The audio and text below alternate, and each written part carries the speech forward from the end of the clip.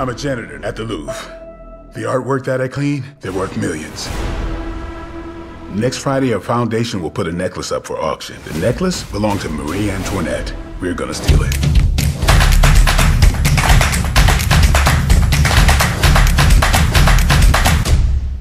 Hai Diaktizen. Hai. Balik lagi sama kita di program Diantara Diaktura Angkat Bicara. Bareng gue Reta, Gue Sani, dan gue Terry.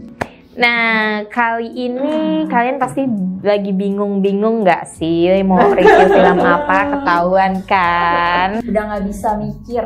Nah, ngomong-ngomong soal mikir, Maksa banget nyambunginnya. kan harus set gitu. Jadi gue tahu karakter yang pemikir banget, tapi dia tuh ternyata pencuri. Ah ya, Kayak seru deh. pencuri yang jenius ya nggak sih? Nah, itu dia. Jadi, kali ini kita akan review series Lupin.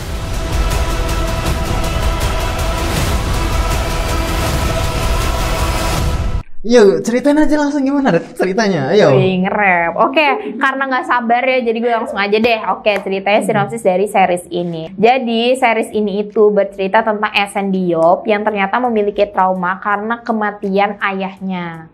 Jadi, ayahnya ini ternyata terjerat sebuah kasus pencurian berlian. Dan belakangan ini dia tuh tahu kalau misalnya ayahnya tuh ternyata dijebak. Nah, jadi Esen ini mencoba untuk membalaskan dendamnya ke orang yang udah ngejebak ayahnya itu. Cara dia untuk memulai penyelidikannya itu dengan mencuri kalung Ratu Prancis yang mau dilelang. Setelah kita semua tahu garis besar dari series ini itu bercerita tentang apa, gimana nih review dari Kak Terry sama Kak Sania tentang series Lupin?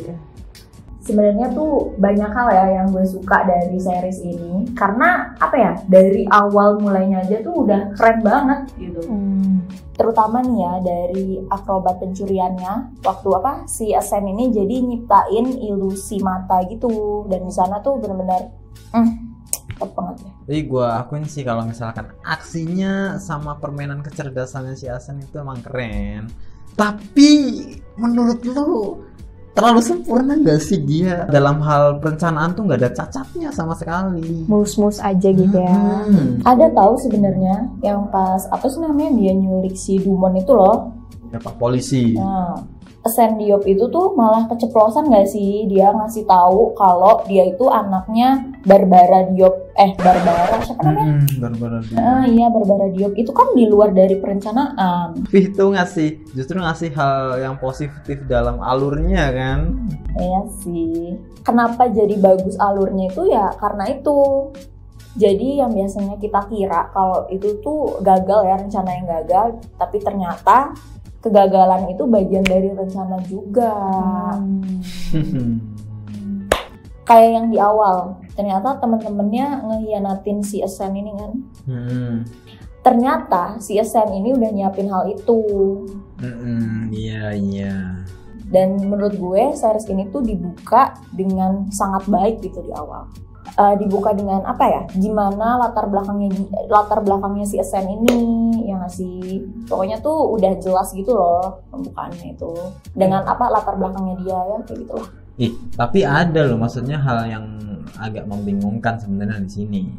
Soal hubungannya sama Claire itu loh, itu Film icon. soal hubungannya sama Claire itu loh, San. Sebagai pasangan itu tuh dia agak aneh. Tapi kan itu dijelaskan perlahan-lahan, Master. Nah iya, tapi kadang cara ngejelasinnya itu nggak terlalu clear. Gimana sih Kak Ter? Ntar dulu, iya gue kira itu si Claire tahu apa yang dilakuin sama Asen. Ngelihat dari mimik mukanya, terus dialog-dialog yang ada sama gelagatnya juga. Nah, pas episode kesini-sini, lah ternyata dia nggak tahu apa-apa sih. Oke, mendingan lupain dulu deh soal si Claire ini. Gue mau sorot bagian yang menurut gue lebih penting gitu loh. Kayak apa ya? Kalau misalnya dilihat ya, series Lupin ini tuh mirip sama series Money Heist. Yaitu menggiring opini penonton kalau misalnya yang mereka lakuin tuh apa ya, kita kayak memaklumi gitu kan, dia kejahatannya. Iya, kejahatannya. Jadi kayak memainkan empati gitu, empati simpati penonton, yaitu menggiring penonton untuk apa ya, bersimpati sama aksi yang si Ascent lakukan, si kejahatan, walaupun itu jahat ya. Iya. Jadi kayak memainkan empati dan simpati penonton gitu. Oke. Lalu? Nah, terus habis itu yang gue suka adalah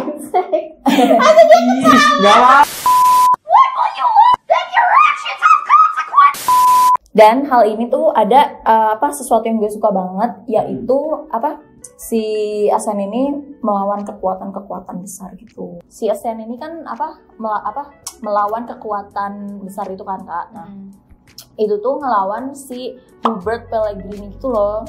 Jadi dia tuh kayak nggak susah untuk dilawan dan kayak nggak terkalahkan gitu. Itu yang bikin seru. Bener itu, bener. Ya, bener itu, bisa aja. Bener. Tapi San, series ini tuh dari aksi-aksinya punya kejanggalan. Kejanggalan apaan? Contohnya nih ya, pas Asan sama istrinya sama anaknya pergi liburan naik kereta, terus dia diikutin sama anak buahnya Pellegrini kan. Nah terus si Ascent ini ngejebak si orang yang nguntit dia itu dengan cara SMS polisi. Nah di perjalanan dia kan naik kereta itu 2 jam, tapi nyampe tujuan dia turun. Masa 2 menit kemudian polisinya nyampe? Tapi kan polisinya berasal dari daerah yang sama dengan Ascent ini. Oh, iya sih. Tapi menurut gue hal-hal kayak gitu tuh tetap aja nggak mengurangi esensi dari si series Lupin ini. Iya. Iya nggak sih? Orang juga nggak akan nggak sih? Iya, kayak kenapa ya? Maksudnya tuh kayak karena udah asik aja nonton, ya udah ke bawah aja. Iya. Oke. Cukup. Oke. Cukup sekian review dari kita bertiga mengenai series Lupin. Kalau misalnya kalian menonton, kalian bisa nonton di Netflix. Dan kalau misalnya kalian mungkin udah nonton atau kalian menemukan kejanggalan lain dari film Lupin, kalian bisa tulis di kolom komentar. Dan jangan lupa juga untuk klik tombol like dan juga klik tombol subscribe. Dan jangan lupa juga untuk nyalain lonceng notifikasinya biar kalian nggak ketinggalan info-info terbaru dari kita bertiga. Share video ini. Dan jangan lupa untuk follow IG kita bertiga. Dan yang paling penting banget, follow IG @dian_tura. Dan jangan lupa untuk share video ini kemana aja.